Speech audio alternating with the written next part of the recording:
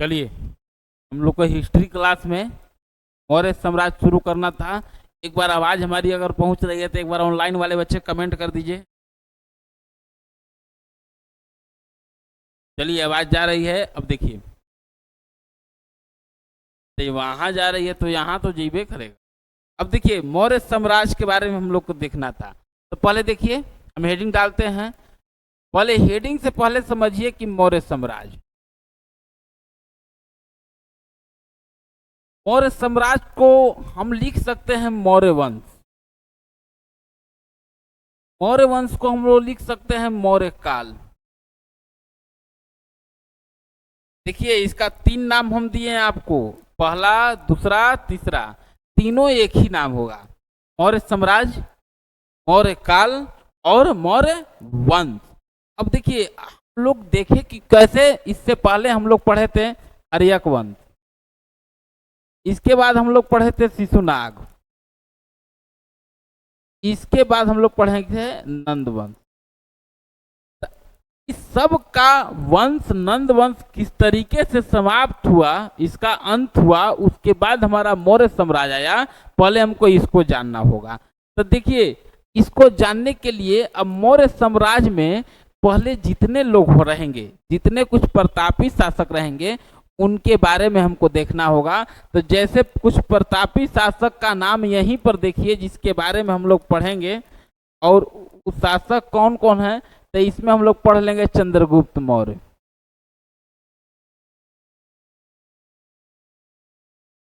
चंद्रगुप्त मौर्य। इनके बाद हम लोग देख लेंगे बिंदुसार के बारे में। इनके बाद हम लोग देख लेंगे अशोक के बारे में। अशोक के बाद कुणाल के बारे में। कुणाल के बारे में हम लोग देख लेंगे दशरथ के बारे में। और दशरथ के बाद एक और हम लोग अंतिम शासक देख लेंगे बृहद्रथ के बारे में। देखिए, बृहद्रथ के बारे में इतना ही से आप समझिए कि बृहद्रथ वाला क्वेश्चन बीपीएससी जैसा एग्जाम में पूछ चुका है कि मौर्य साम्राज्य का अंतिम शासक का नाम बताइए, तब बृहद्रथ। इसीलिए देखिए, घेरा ओरा हम सब बना दिए ताकि आपको ध्यान रहे। इस वंश के संस्थापक यही हैं, पहले समझिएगा। अब देखिए, चंद्रगुप्त मौर्य का हम नाम लें और इनके नाम के पहले हम लोग चाणक्य का नाम नहीं लें तो ये चैप्टर अधूरा है। चाणक्य, कौटिल्य भी कह सकते हैं इनको। इन्हीं का नाम है विष्णुगुप्त भी। चाणक्य, कौटिल्य और विष्णुगुप्त। अब देखिए कैसे इनको इनसे जोड़ा जा रहा है, इसी को इस चैप्टर में समझना है। तो पहले देखिए, इनका फोटो है चाणक्य का। देखिए, ये है हमारे चंद्रगुप्त मौर्य। ध्यान से देखिए इस चेहरा को, यही है चंद्रगुप्त मौर्य। चाणक्य का भी फोटो होना चाहिए। हाँ, देखिए, ये है चाणक्य, कौटिल्य। देखिए, इनको भी देख लीजिए, ये है चाणक्य, और इनको देख लिए, ये है चंद्रगुप्त मौर्य। यही चाणक्य इनको बनाए। अब कैसे बनाए वही हम लोग को देखना है, समझे हमारे बात को। अब उसी को हम लोग देखना प्रारंभ करते हैं। और आइए,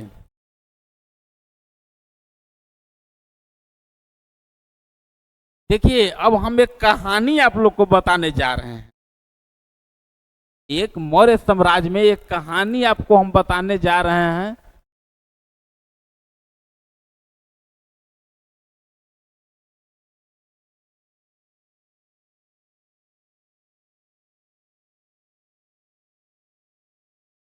और इस कहानी में हम क्या बताने जा रहे हैं, तो पहले जिस चीज की हम चर्चा करेंगे वो पुस्तक है जहां से मौर्य काल पर प्रकाश पड़ता है। वो पुस्तक का नाम आप लोग याद रखिए, वो पुस्तक है मुद्रा राक्षस। तो जब पुस्तक का नाम हो गया मुद्रा राक्षस, इसी के पुस्तक से मौर्य काल पे प्रकाश पड़ता है। मौर्य काल की जानकारी एक नाटक के माध्यम से बताया गया है, उसी को हमको जानना है। अभी हम जितना भी बातें बोलेंगे ये सब बातें मुद्रा राक्षस से ही रिलेटेड बातें बोलेंगे। लेकिन जब ये मुद्रा राक्षस की नाम ले रहे हैं तो इनका लेखक इस पुस्तक के हैं विशाख दत्त। यह एक पुस्तक के लेखक यही विशाख दत्त जी हैं और इसी पुस्तक के माध्यम से हम लोग चलेंगे। तो पहले देखिए, इस पुस्तक में चंद्रगुप्त मौर्य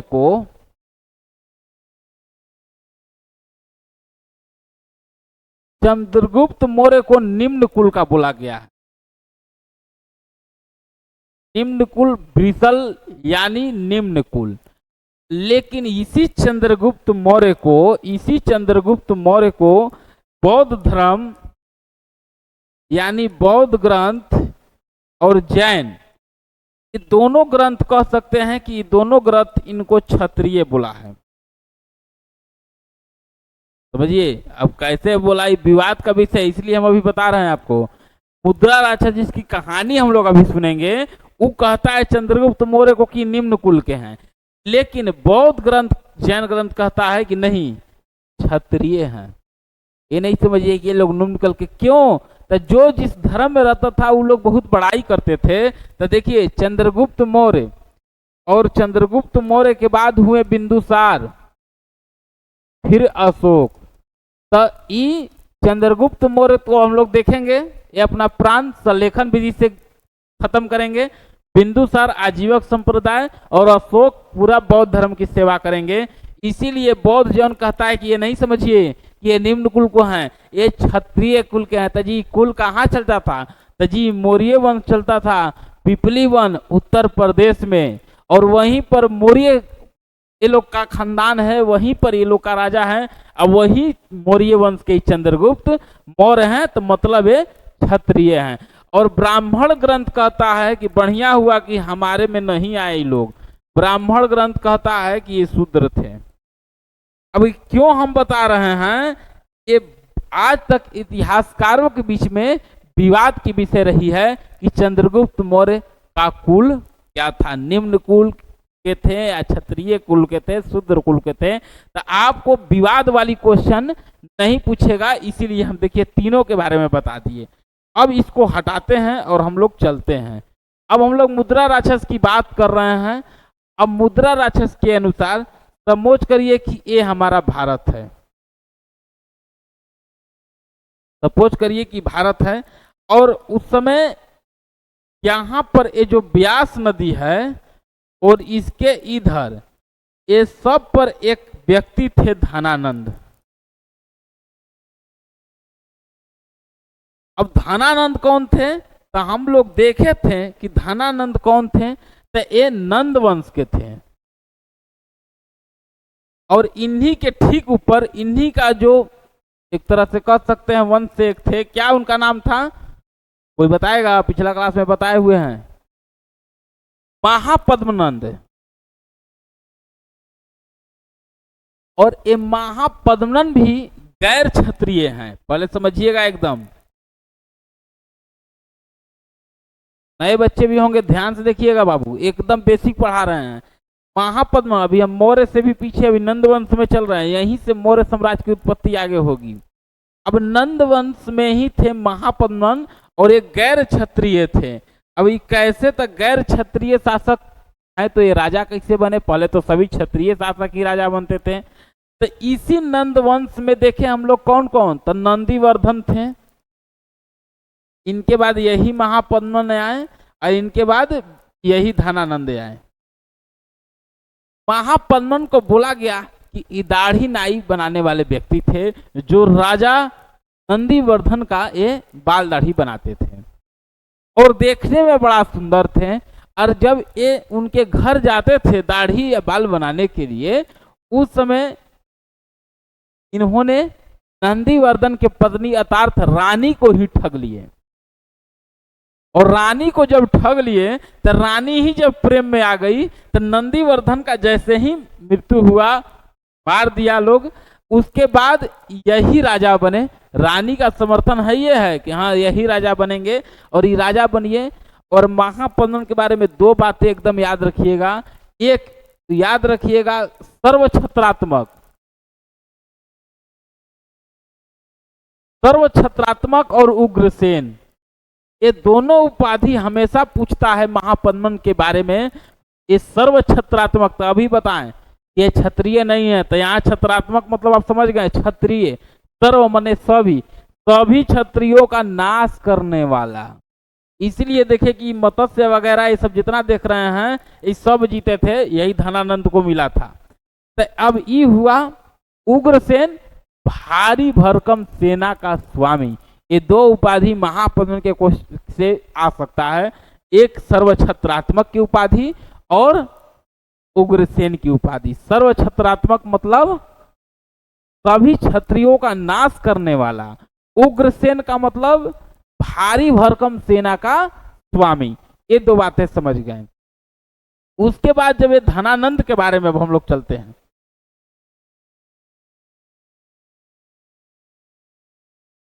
यानी हम लोग समझ गए कि धनानंद भी क्षत्रिय नहीं था। अब आइए, अब देखिए यहीं पर क्या थे, तो यहां पर झेलम, सिंधु और झेलम, यहां सपोज करिए कि सिंधु और झेलम, और यहां पर झेलम और चिनाब। बात ध्यान रखिएगा दोनों नदी के बारे में। यहां सिंधु और झेलम के राजा यहाँ आम्बी थे, और झेलम और चिनाब के पास पोरस थे। अब यहीं से थोड़ा सा कहानी हम बढ़ रहे हैं। अब देखिएगा किस तरीके से मौर्य वंश आया।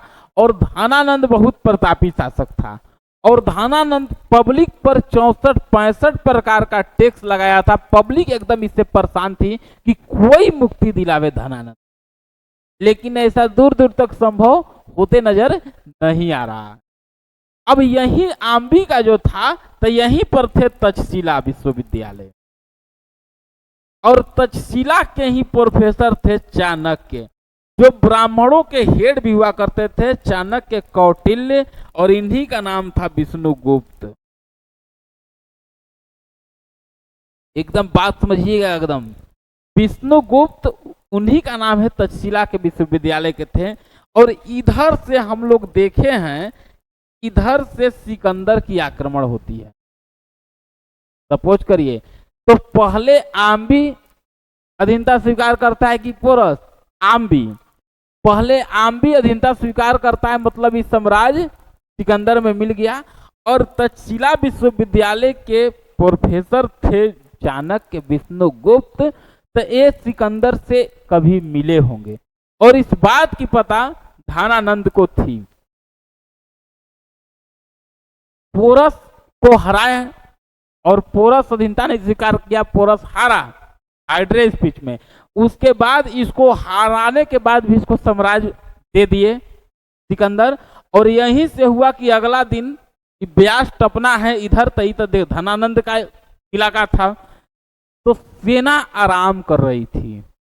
तो लोग, होता है ना कि आसपास जो है थोड़ा सा वार्तालाप किया जाए कि कल वहां चढ़ाई करना है, क्या माहौल है, क्या स्थिति है। तो वहां आसपास के जो लोग थे, सेना पूछा कि क्या हम लोग कल उधर हमला कर रहे हैं, क्या वहां के राजा का कुछ है विशेष, मैंने क्या स्थिति है, जायजा लेने के लिए। तो लोग जो था वो लोग बोला कि जी आप लोग कितना हैं? अरे हम लोग तो 25-30 हजार हैं, एकदम पूरा मोर्चा, एकदम हम लोग एकदम मजबूती से एकदम मोर्चा धरेंगे।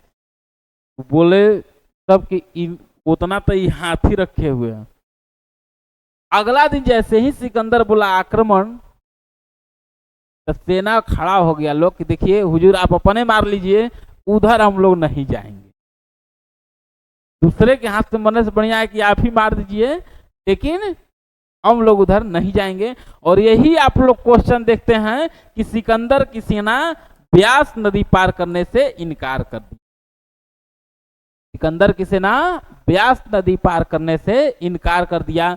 अब वन लाइनर क्वेश्चन में आप लोग डायरेक्ट देखिएगा कि सिकंदर की सेना कौन नदी पार करने से इनकार कर दिया, तो आंसर ब्यास नदी। अब समझ में आ रहा है।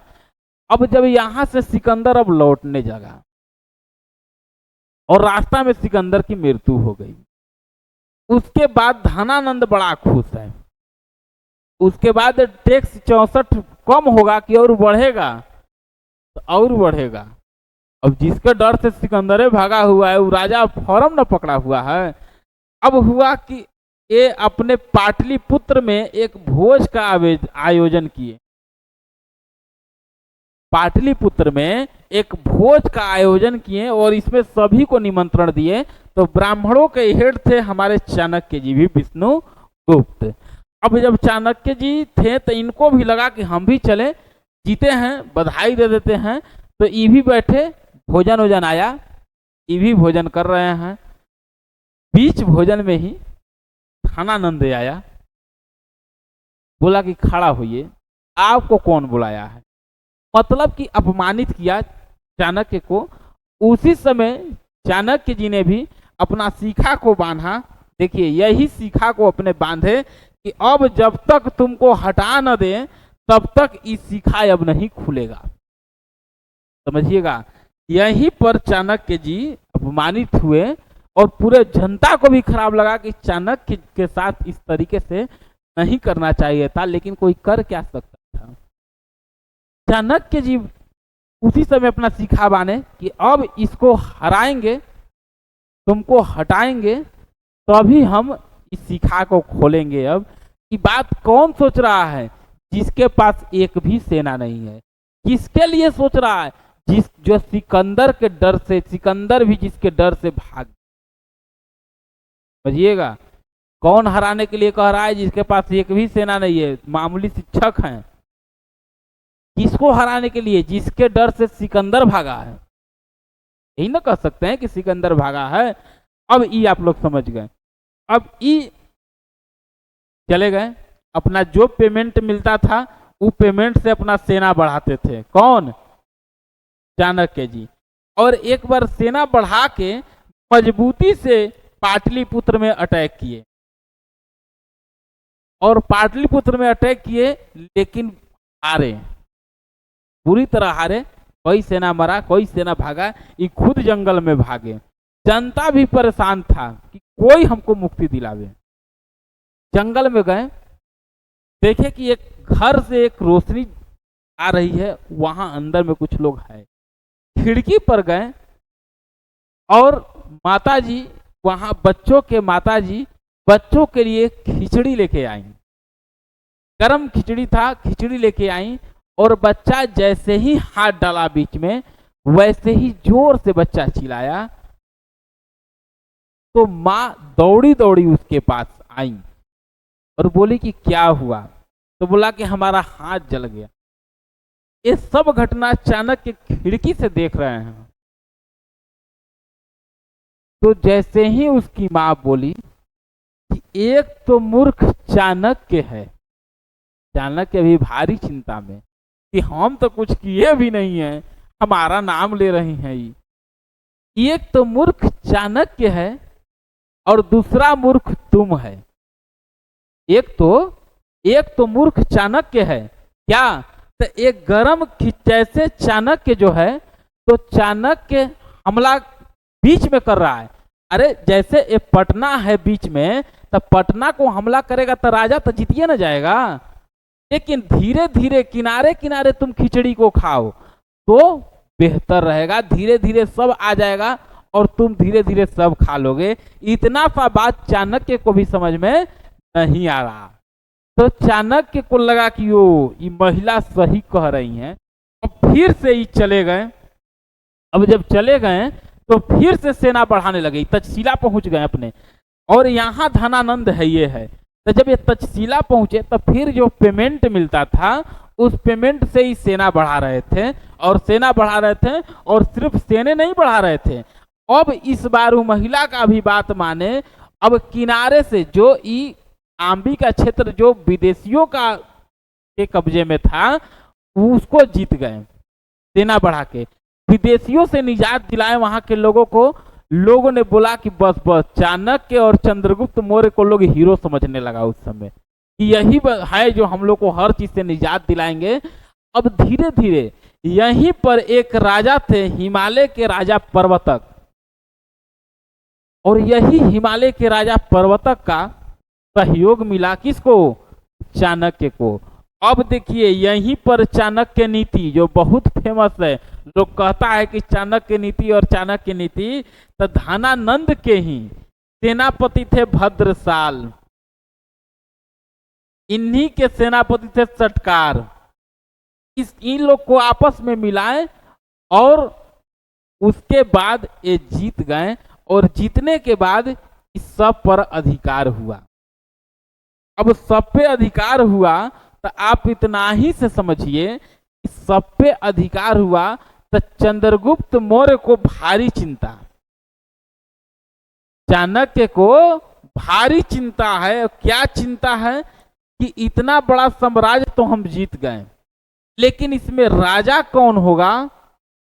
इसलिए कि पहले के लोग चाणक्य ऐसा मानते थे कि राजा उसी व्यक्ति को होना चाहिए जिसका अपना पत्नी हो और जिसको अपना बच्चा हो। अगर पत्नी बच्चा का जो दर्द समझेगा वही प्रजाओं का भी दर्द समझेगा। तो चाणक्य तो शादी नहीं किए हुए थे, तो इसीलिए इनका मानना था यही पूरा का हेड बनते हैं चंद्रगुप्त मौर्य।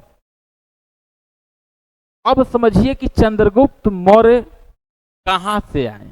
अब ये बात है, अब चंद्रगुप्त मौर्य कहां से आए? तो चाणक्य उसी बीच में एक जंगल में घूम रहे थे और देखे कि राजा प्रजा का खेल चल रहा है, जिस तरीके से चोर सिपाही का खेल होता है।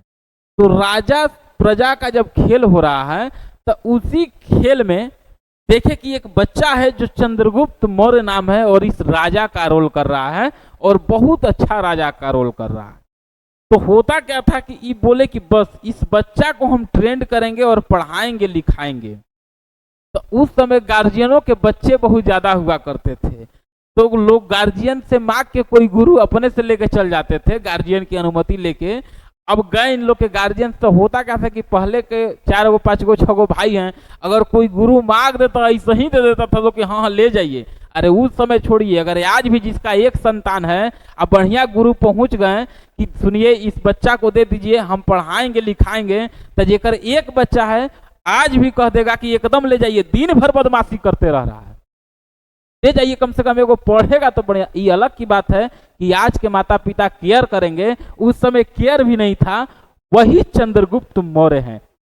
अब चाणक्य को लग रहा था कि देखिए राजा तो हम बना रहे हैं, राजा तो हम बना रहे हैं, इसलिए कि राजा वो खुद क्यों नहीं बन रहे हैं, आप समझ रहे हैं?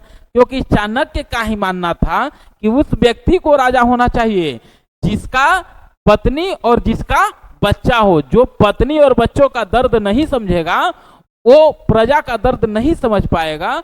इस बात को चाणक्य कहते हैं, इसीलिए चंद्रगुप्त मौर्य को बनाए। अब समस्या यही था चंद्रगुप्त मौर्य के पास कि हम तो बना रहे हैं, चाणक्य के पास कि हम तो बना रहे हैं राजा, लेकिन ऐसा ना हो कि इतना बढ़िया से हम तैयार किए हैं और इनको कोई मार दे, चंद्रगुप्त मौर्य को। अब समझिएगा, कोई चंद्रगुप्त मौर्य को मार दे। इसीलिए ये चंद्रगुप्त मौर्य को कोई मार, इसलिए कि उस समय राजा को सबसे मारने का आसान उपाय था भोजन में जहर दे देना। तो इसलिए कि बाकी से राजा को नहीं मारा जा सकता था, इसलिए कि बहुत सेना प्रोटेक्शन रहता था, लेकिन सबसे आसान तरीका था कि भोजन में जहर को मिला दीजिए। तो देखिए यही चंद्रगुप्त मौर्य को ये चाणक्य बोले कि हम इसको 20 पुरुष बनाएंगे। 20 पुरुष मतलब 20 माने जहर पुरुष, मतलब जहर भी असर न करे। अब ये 20 पुरुष देखिए होता क्या है कि हम लोग का जो शरीर है वो एडजस्ट करता है। अगर आज आप कोई काम कर रहे हैं तो मन नहीं लगेगा, लेकिन रोज वही काम करेंगे तो वो काम शरीर एकदम एडजस्ट करने लगता है। वही चीज था कि सुई के नोक से इनका जहर की शुरुआत किए चाणक्य जी।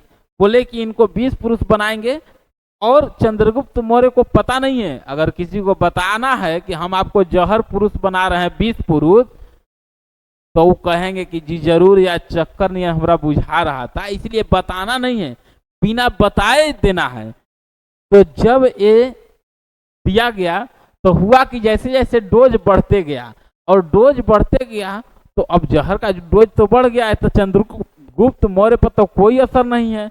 लेकिन उसी भोजन को इनकी पत्नी भी इनके साथ बैठ गई और उस पत्नी का नाम था दुर्धरा।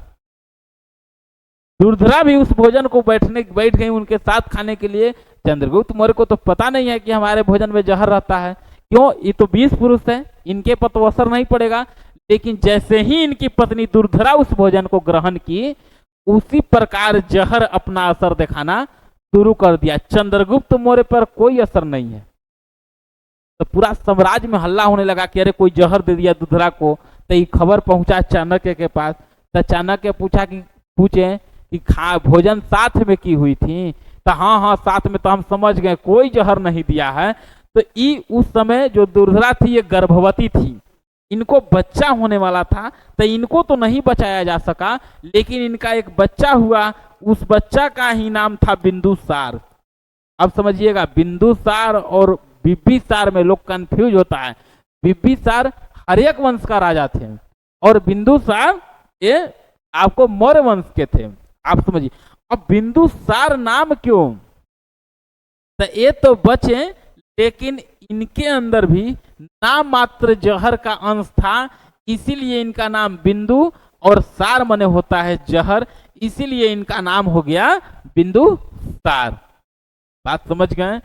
अब यहां तक आप बात हेलना नहीं समझिए, हेलना अभी आएंगी, अभी तो कहानी शुरू हुआ, अभी तो खत्म होने दीजिए, एक सवाल नहीं रह जाएगा। आप जान लीजिए एक बात को। और दुर्धरा मर गई, इनका बच्चा हुए बिंदुसार। अब जैसे ही हुआ, सब कुछ चल रहा था ठीक से, उसी समय देखिए, उसी समय ये हमारा भारत है और इधर का जो क्षेत्र है ये, तो ये जो ईरान का जो क्षेत्र था, जो सिकंदर का जो, उस क्षेत्र पर एक व्यक्ति का अधिकार था। वो व्यक्ति था सेलुकस इंडिकेटर। इस सेलुकस इंडिकेटर यहां पर हैं हमारे चंद्रगुप्त मौर्य।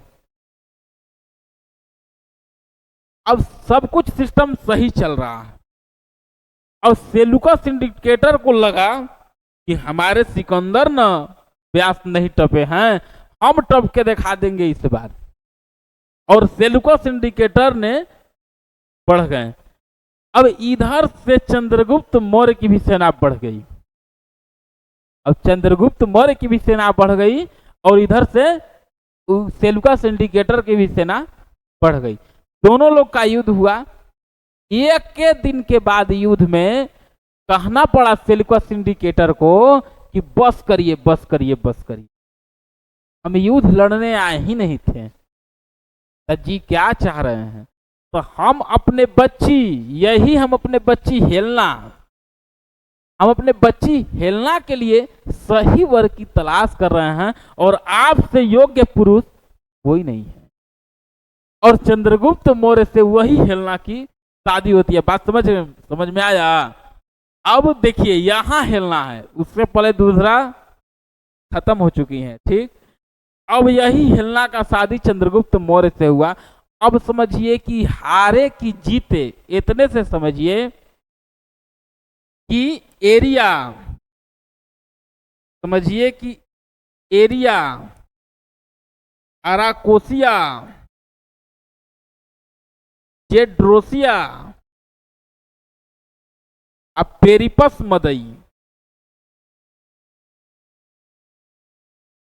समझिएगा, हेरात, काबुल, गंधार, बलूचिस्तान, ये सब हिस्सा दहेज में मिला चंद्रगुप्त मौर्य को। पूरी पाकिस्तान दहेज में है चंद्रगुप्त मौर्य को। अफगानिस्तान, ये सब दहेज में है। अब इसके बदले कहा गया साम्राज्य, देखिए यही है अखंड भारत, देखिए यही है पेरिपस मदई, एरिया, अराकोसिया, समझ गए, और जेड्रोसिया, ये बलूचिस्तान का क्षेत्र है। यही चंद्रगुप्त मौर्य के समय इधर का जो, अब समझिए कि दहेजे में हम लोग को पूरा पाकिस्तान मिला है। पूरा पाकिस्तान मिला चंद्रगुप्त मौर्य को, चंद्रगुप्त मौर्य को। अब समझिए इसके बदले हुआ क्या, सेल्यूकस इंडिकेटर बोला देखिए हमको 500 हाथी दे दीजिए। तब समझिए कि 500 हाथी के बदले हम लोग को ये चारों क्षेत्र मिला। छोटा सा ईरान में चल गया और वो समझ रहा था कि सिकंदर की सेना क्यों हारी, हाथी के चलते। हम क्यों हारे, हाथी के चलते। अगर ये हाथी हमारे पास रहेगा तो हम इधर और जाके जीत सकते हैं। समझ गए बात को, यहां तक बात समझे कि नहीं हमारा, ये बताइए। एकदम डीप में बता रहे हैं। अब ये जो क्षेत्र मिला इनको, चंद्रगुप्त मौर्य अब हिलना से हो गया शादी। तो हुआ कि 500 हाथी दिया गया उनको। अब 500 हाथी के बदले ये सब उनसे ले लिया गया। अब यही समझिए जो हारा हुआ था वो ऐसे ही इज्जत बचाने के लिए शादी वादी किया और इसको वैवाहिक संबंध से बोला कि स्थिति हमारे वरे नहीं है। लेकिन वास्तविकता यही है कि कोई राजा एक वैवाहिक स्थिति शादी के चलते इतना क्षेत्र नहीं दे सकता था। मतलब हमारे चंद्रगुप्त मौर्य जीते हुए थे, ये बात को।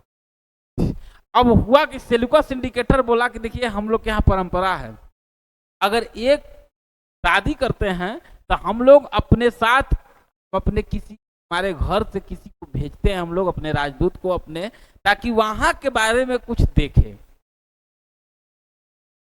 अब देखे, अरे वो छोड़िए उस समय का, आज भी देखिएगा कि कोई बच्ची का अगर शादी हो रहा है, अगर बढ़िया घर में बच्ची का शादी हो रहा है तो गांव से या उस घर से एक व्यक्ति को भेजा जाएगा कि जाइए 2 दिन घूम के आइए। रीजन कि वो जाएंगे, वहां जितना भी तारीफ होगा यहाँ आके 3 दिन तक गांव में बजेंगे, ताकि प्रतिष्ठा की हाँ वो शादी, अरे मत कहिए बड़ा एकदम बढ़िया है, लोग परिवार इतना बढ़िया है कि मत कहिए, वैसा तो परिवार हम देखबे नहीं किए थे। ABCD मतलब जो कहेंगे, बजने वाला व्यक्ति को भेजा जाएगा।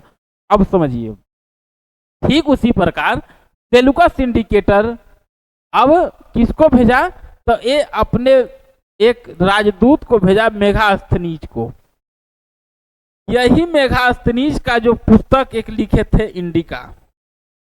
देखिए ये बात है कि इंडिका अपने मूल रूप में नहीं पाया गया, तो इसको हम जाने कैसे। जो स्ट्रोबो, प्लूटार्क, जो यूनानी इतिहासकार बोले हैं कि देखिए हम पेज नंबर इतना से बोल रहे हैं, इंडिका के पेज नंबर इतना से, वहां से हमको इंडिका पुस्तक की जानकारी चली है कि इंडिका में इस चीज बोला गया है, इंडिका मूल रूप में नहीं है मेगास्थनीज का। ठीक, अब ई आए तो ई कोई राजा को घूमे हुए थे, सुरसा उर्सा सभी राजा को घूमे हुए थे। और ये लिखे जब पटना पाटलिपुत्र आए तो ये लिखे क्या कि हमने ये जो भवन देखा चंद्रगुप्त मौर्य का, ये मानव निर्मित नहीं है, मानव निर्मित नहीं है, ये देव निर्मित भवन है। किसके भवन को, चंद्रगुप्त मौर्य को। यही देखिएगा कुम्हरार पार्क, ये सब जो देख रहे हैं आज जो पार्क, इस चंद्रगुप्त मौर्य का रेसिडेंस था। अगम कुआं था, वहां से पानी आता था, समझिएगा बात को। और यही लिखे कि ये देव निर्मित है, ये मानव निर्मित नहीं थे। अब देखिए कुछ यूनानी इतिहासकार इनको, अब यहां तक आप लोग समझ गए होंगे बात को, इनको 2 नाम दिए, एक सेंड्रोकोटस और एक Androcottus.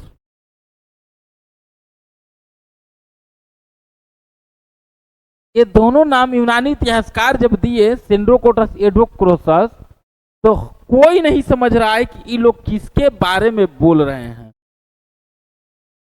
What is Sandrocottus, Androcottus, लिखते हैं वो लोग कि सेंड्रोकोटस, एंड्रोकोटस, अमित्रोचेडस और राजधानी पॉलीब्रोथा। राजधानी मतलब सेंड्रोकोटस, एंड्रोकोटस राजा थे जो अपनी राजधानी पॉलीब्रोथा को बनाए थे। कोई नहीं समझ रहा है चंद्रगुप्त मौर्य के बारे में बोल रहे हैं कि किसके बारे में बोल रहे हैं, हम लोग भी नहीं जान रहे। अब हुआ कि एक देखिएगा जूनागढ़ अभिलेख,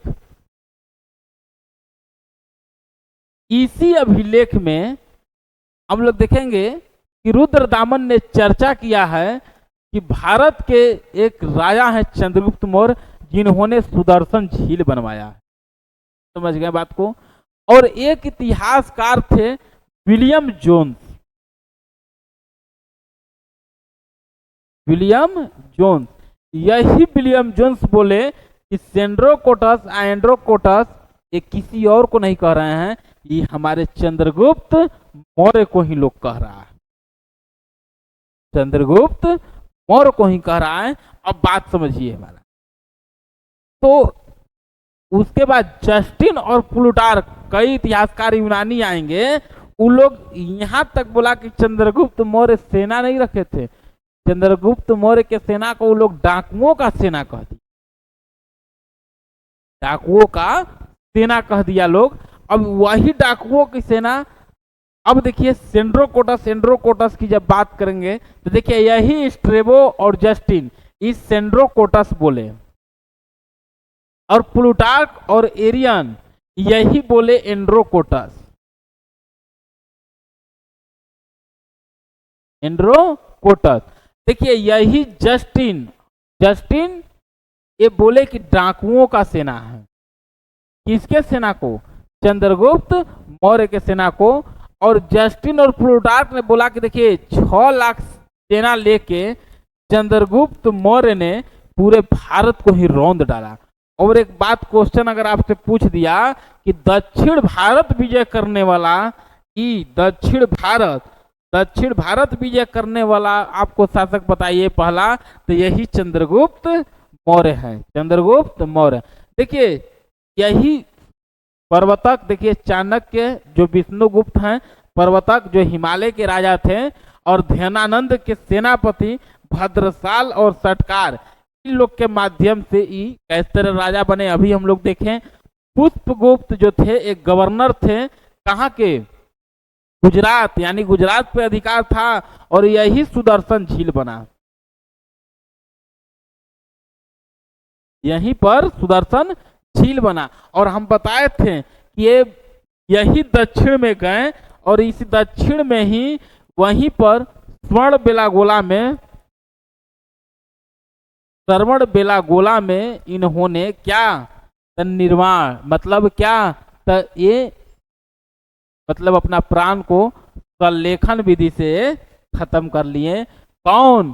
पूरे भारत का राजा। भारत छोड़िए, आज का कोई देश, भारत, बांग्लादेश, नेपाल, पाकिस्तान, अफगानिस्तान, ईरान, इस सब हिस्सा के राजा पटना में बैठते थे। अब समझिए कि पटना का वैल्यू उस समय क्या होगा। और उसके राजा भूखे प्यासे संलेखन विधि से श्रवण बेलागोला में अपना प्राण को त्याग कर रहे हैं, अपना जान दे रहे हैं। यही देखिए भद्रबाहु के साथ गए थे दक्षिण भारत श्रवण बेलागोला में। अब समझिए कि जिसके पिता भूखे प्यास से प्राण निकाले हैं, कभी उसका बेटा जैन धर्म को अपनाएगा? नहीं अपनाएगा। इसीलिए वो अपनाए आजीवक संप्रदाय को। और इनके बाद जो आएंगे कौन? अशोक, तो अशोक अपनाएंगे बौद्ध धर्म को। इसीलिए बौद्ध जैन ग्रंथ में इनको कहा गया क्या? क्षत्रिय। क्यों? मौर्य कुल कहा गया कि मौर्य वन जो पिपली वन उत्तर प्रदेश में चल रहा था, उसी के लोग मैंने वारिस है जो चल रहे हैं। देखिए यही हम लोग क्षेत्र भी देखे। देखिए अमित्रघात मतलब शत्रुओं का नाश करने वाला भारतीय ग्रंथ में किसको कहा गया? बिंदुसार को। और यहीं पर अमित्रोचेटस समझिए, ये अमित्रोचेटस भी कहा गया बिंदुसार को यूनानी इतिहासकार बोले। और ये आजीवक संप्रदाय को अपनाए हुए थे। और एक बार तक्षशिला में 2 बार विद्रोह उठा, जो ये हम लोग तक्षशिला देख रहे थे। तक्षशिला में इधर जो था, इधर 2 बार विद्रोह हुआ। एक बार इसका बड़ा बेटा सुसीम और दूसरा बार इनके बेटे अशोक गए, और दोनों बार दबाया गया। अब देखिए बिंदुसार अपने एक तरह से कह सकते हैं कि इतना लायक बेटा थे कि न पिता से 1 इंच बढ़े, न पिता का दिया हुआ 1 इंच कम हुआ, मतलब जितना दिए उतना को बढ़िया से संभाल के रखे। समझ गए। अब लेकिन ये बोले कि 2 चीज, एक एंटीलोकस, ये सीरिया के राजा थे एंटीलोकस, इनसे बोले कि देखिए आइए हमसे मित्रता करिए और 3 चीज हमको दीजिए, जैसे सूखी अंजीर, वहां का फेमस था वही अंजीर, और मीठी शराब और दार्शनिक दीजिए। जो दार्शनिक नहीं दिया, बोला कि उतना बड़ा विद्वान हम नहीं बेच सकते हैं, और सूखी अंजीर लीजिए और मीठी शराब भी लीजिए और जाइए। अब उसी प्रकार मिस्र के राजा थे फिलाडेल्फिस, और इनसे भी डायोनिसस और डायोमेकस। डायोनिसस ये राजदूत यहाँ से आए फिलाडेल्फिया यानी मिस्र के राजा से, और डायोमेकस आए एंटीलोकस सीरिया के राजा भेजे। बोले कि दार्शनिक नहीं भेजेंगे, उतना बड़ा विद्वान व्यक्ति हम कहीं नहीं भेजते हैं, लेकिन आप लीजिए। ये हुआ अशोक के बारे में। अब यहाँ से चलेगा क्लास बिंदुसार तक, आप लोग समझ गए। बिंदुसार में बहुत ज्यादा इंपोर्टेंट नहीं है, इनकी माता का नाम जरूर याद रखिएगा, दुर्धरा। इसलिए कि पहले ऑप्शन में आपको हेलना रह सकता है, लेकिन ध्यान रखना है कि बिंदुसार की जो माता है वो दुर्धरा है, हेलना नहीं। और इनको ग्रंथ में क्या बोला गया है? अमित्रोचेडस बोला गया है, अमित्रोचेडस बोला गया है। अब देखिए पहली समझिए, देखिए यूनानी इतिहासकार क्या बोले हैं। यूनानी इतिहास क्या बोले हैं और मुद्रा राक्षस क्या बोला है। बौद्ध क्या बोले हैं बौद्ध ग्रंथ में। जैन में, यही जैन ग्रंथ क्या बोले हैं, और ब्राह्मण ग्रंथ क्या बोले हैं। अब बात समझिए, पूछ देगा कि यूनानी इतिहासकार चंद्रगुप्त मौर्य को किस कुल के मानते हैं, तो आप समझिएगा कि निम्न कुल। निम्न कुल माने ब्रिसल, मुद्रा राक्षस, ये भी निम्न कुल। बौद्ध ग्रंथ ये क्षत्रिय, जैन ग्रंथ इनको भी कह सकते हैं क्षत्रिय। अब ब्राह्मण ग्रंथ, तो ब्राह्मण ग्रंथ को आप क्या कह सकते हैं, तो ये लोग भी बोले कि बढ़िया हुआ कि हमारे यहाँ नहीं आए, ये भी शूद्र माने यानी निम्न कुल माने।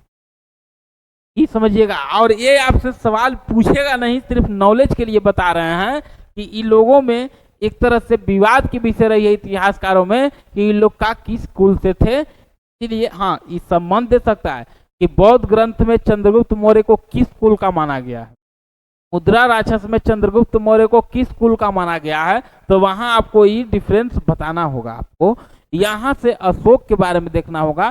तो अशोक के साथ ही दशरथ कुणाल को पढ़ा के इसको हम खत्म करेंगे। अगला क्लास में ये आपको खत्म हो जाएगा चंद्रगुप्त मौर्य। अभी तक ये सारी चीजें आपको समझ में आ गई होगी, जो भी बातें हम अभी आपको समझाएं। समझ में आ गया चंद्रगुप्त मौर्य के बारे में, कितना शासक के बारे में। चंद्रगुप्त बिंदुसार खत्म हो गया। अब अशोक, कुणाल, दशरथ और बृहद्रथ ये कल देख लेंगे, खत्म हो जाएगा मौर्य वंश पूरी तरीके से। इसका प्रशासन भी वहीं जोड़ लेंगे आगे में, कल के क्लास में कि नगर प्रशासन पाटलिपुत्र का की क्या थी। इसलिए कि हम देख रहे हैं कि उतना बड़ा साम्राज्य का राजधानी है पाटलिपुत्र। आज भारत की राजधानी है दिल्ली, तो हम लोग सोचते हैं कि दिल्ली। अब समझिए कि उतना देश की राजधानी पाटलिपुत्र थी, तो यहाँ की प्रशासन के बारे में हमको देखना होगा कि क्या क्या उस समय की स्थितियाँ थी और उस समय पुस्तक में क्या मिलता है, किस तरीके से लिखा गया है, इस सब को हमको देखना होगा। आप लोग यहाँ तक बात समझे हमारी, कहीं कोई दिक्कत नहीं है। इसके बाद Ashok, Kunal, Dasharath, Brihadratha next class plus प्रशासन। ठीक है, चलिए ठीक है, धन्यवाद।